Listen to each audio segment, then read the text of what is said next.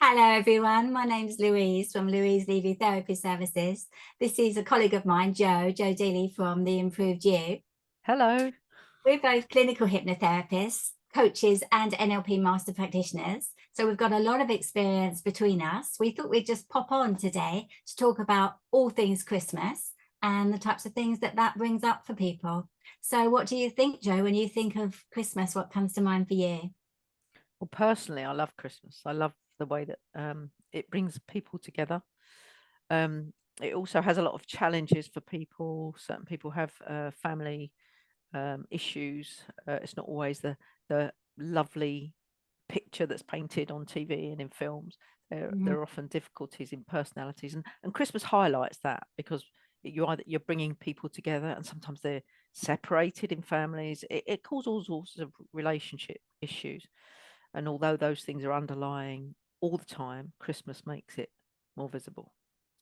You're absolutely right, Joe. It definitely does. Sometimes I think we imagine or we hope that someone's going to turn up with a different personality rather than knowing and accepting that they are who they are. And at Christmas, you can get a highlighted version of that, particularly when alcohol is thrown into the mix and people are all clustered together. But yes, there is also a lot of people that are on their own over Christmas or spending it with friends. But however you spend it, the most important thing is that you relax and help yourself enjoy the simple pleasures, isn't it, Joe? Absolutely. You got to think about what is important about being with people, or even if you are on your own, about how to enjoy the time. And Mhm. it does bring up a lot of it, as I say, it highlights a lot of issues. And you mentioned drugs, alcohol. It's quite even more prevalent over the festive period, which can bring you into actually wanting to change perhaps in the new year. But during Christmas, it can get quite out of hand. Absolutely. Particularly if you've already got slight relationships concerns and then suddenly your partner's off work, you're thrown together for a week between Christmas and New Year. If you've got children as well, there's lots of different reasons why you can think about how you can help yourself therapeutically at this time. And I know, Joe, that myself, I know with you as well, that come January, we do get an awful lot of people who will come to us for all sorts of things. I particularly work in cognitive behavioral hypnopsychotherapy. So I get a lot of people coming to me because they want to change the way they think about things, change the way they feel, and change the way they behave. And that's all possible. So just because you are one way in this year doesn't mean you have to carry it forward with you into the new year. What Yeah, other things come to absolutely. mind? Sorry, Louise. What other things come to mind, do you think, Joe, for you? Well, you're absolutely right. I mean, the most common things are alcohol, weight loss, changing addictions of drug, gambling, whatever it is. They're changing those things. Those are the things that are most common, and they must be for most therapists at the beginning of the year when people make their New Year's resolutions. Um, and but there are other things as well. Not only getting over things, but having the life that you want, building the life you want. Yeah. And that And that that could with coaching really, doesn't it, Joe? I was just thinking about the coaching model when you have a specific goal in mind and you motivate yourself, and it has to be a value to you to want to achieve that. But if the goal is important enough, you can set steps into place, can't you, to achieve that goal and just remove all the obstacles out of the way with some professional support, whether that's your limiting beliefs that you can't do it or any other thing that's environmentally getting in the way. absolutely right, Louise. And what we do, I think what we do is really important because we're not only hypnotherapists, we're coaches as well. So we help people to get to where they want to be. We help them manage that change with the help of hypnotherapy. I don't know how you work. Personally, I work and I will give them all the tools that they need within those sessions.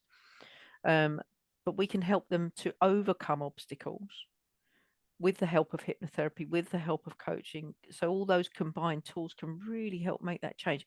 And it can quite often be things like relationships, managing relationships better. All the whole everything's in the mix because we don't look at one thing with coaching. It's everything. Absolutely. It's Absolutely. absolutely everything in someone's life. If it's executive coaching, I work with how they work with other people, as well as how that executive lives. Mm-hmm. So go on, Because go I ahead. work with young people as well, Joe. It's really important to teach them at a very early age to be able to self-regulate, for example, because there's a school of thought in cognitive therapy that no one can upset you, no one can allow you unless you allow them to. But of course, with little children, they have a natural reaction to cry, and you want to make it better for them. But to help them regulate, to help them be able to help themselves is so important as they get older. Absolutely. And for children, I guess that it's harder for them to express themselves in a way. And for adults, they have similar issues. There are many adults have a similar issues. They don't deal with emotions very well. We're told to toughen up, man up, and all that sort of stuff, and we suppress our emotions, which is one of the worst things that we can Absolutely. do. We need to take notice of our emotions because they can come out in pain, and the stuff that you do with pain relief. They can come out, they can explode in anger, they can come out and manifest in illness. They can destroy relationships, and so many things. They can, and people try and suppress those emotions with drugs, alcohol, all sorts of things. It's not going to resolve the issue. And as you know, Joe, I work a lot with chronic pain when it manifests as emotional content. If we hold in the anger, if we suppress and repress emotions around whatever's going on in our life, we can end up with real physical symptoms. The pain is real, but it's a 100%. so it's coming from your emotions as opposed to a structural. And I find that all the time when I'm working with back pain, neck pain, fibromyalgia, irritable bowel syndrome, tension, headaches, migraine, acid reflux, and all that kind of thing, Joe. You're absolutely right. And at this time of year, it's something to look out for. You know, if you're thrown in the mix with a family that is that maybe you're struggling with the dynamics, then don't be surprised if you do develop some physical symptoms, and just ask yourself, okay, what's going on right now emotionally that maybe I'm not handling too well. Yeah, and you're right. And at Christmas, those emotions are heightened, aren't they? Because everyone wants that perfect Christmas. They want to be able to manage getting presents, and whilst we've got this economic crisis going on. So there are so many things in the mix at Christmas at the best of times. But And that's if you add to them not managing your emotions, plus eating too much rubbish, you're adding all those things in. It's got to come out somewhere, Yeah. isn't it? When I work with clients and patients, I always assess their personalities.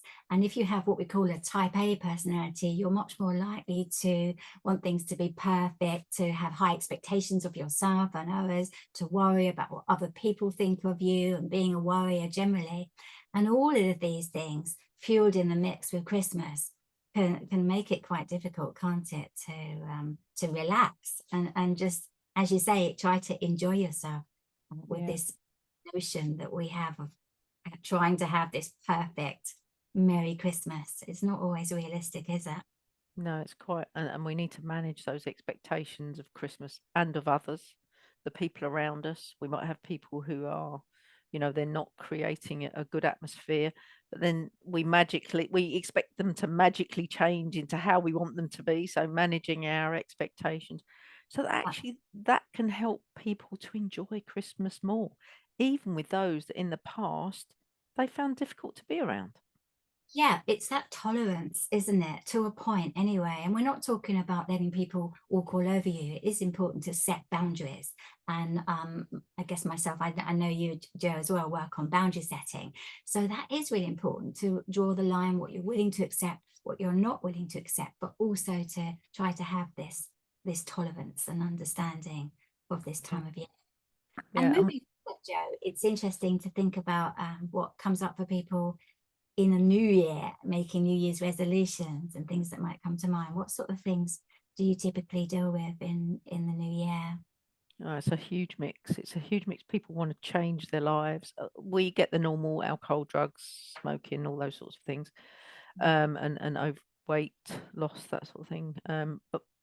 But it's people want to change their whole lives. They're stuck in a life. They're stuck and they're unhappy. They can't see a way out, and they think, well, okay, I'll stay here because I know this, but I'm unhappy. Yeah. So sometimes I think, well, I actually know I've had enough of this. I've had enough of where I am. So with the coaching, as I say, we look at every element of that, of their lives, personal, professional, health. We look at every single element and see which bits don't work for them. See where they want to go. What do they want to achieve? Are those goals realistic?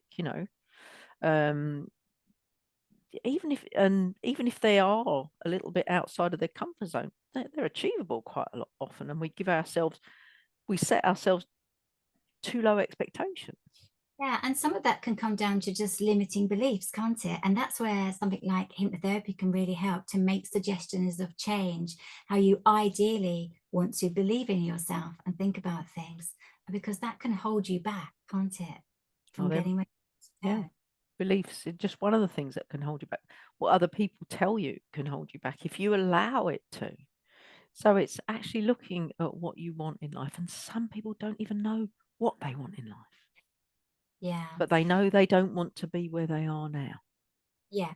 And that's why if you go and see a coach or a therapist, where you're having the opportunity that they can sit down with you and be like an objective pair of ears and eyes and challenge your thinking and get you to see the same situation in a different way, perhaps, isn't it? And that space and that time and that clarity, particularly when you're having hypnotherapy, just gives you a chance to just clear your mind, doesn't it? And to just get everything much more fluid and connected to what you want and what you want to let go of as well. We don't need to hold on to all this junk and this stuff. And what better time, isn't it, to let go of all the stories in our head that we've held on to this year. Mm. And you're right, in the sessions, it does give people valuable time to think and to think differently. Because Mhm. quite often we've got so much stuff going on in our heads, we don't have the time to think clearly. So how can you make those changes? So it's very valuable and very insightful, a useful time. Coaching is it's one of the best investments you can ever make. Yeah, and because we both use a combination of that and NLP, which we haven't talked about, neuro-linguistic programming, which is another really powerful tool, isn't it, to control thoughts better and regulate the way you think and to work on your own personal values as well. You know, what's really important to you moving forward. Well, I think that's about all we've got time for, really, Joe. But of course, me and Joe are going to be available to see you one-on-one, and we both work either face-to-face and online. So do go ahead and get in touch with either of us if we think that you may be more suited, because we have different specialisms. So if we think that one of us may be more suited to you, we will, of course, let you know, won't we, Joe? We do work. Absolutely, yeah. All right. Well, I hope you all have a lovely Christmas and New Year. Enjoy yourselves. Be kind. Do everything from a place of love and kindness, and see how much more you enjoy it. Yeah, and also just give yourself a little bit of me time as well. If you need to take yourself out of the situation just for 10 minutes, go for a nice brisk walk. Just do some nice relaxing breathing from your belly area as you breathe in, and just let thoughts and feelings go as you breathe out. Just a simple technique like that can just make a really big difference. So have a lovely Christmas, Joe, and I look forward to connecting with you in the new year. Yeah. And to you, Louise, have a good Christmas and New Year, and to everyone else, have a great time. Look after yourselves, and see you soon. Bye for now. Bye bye.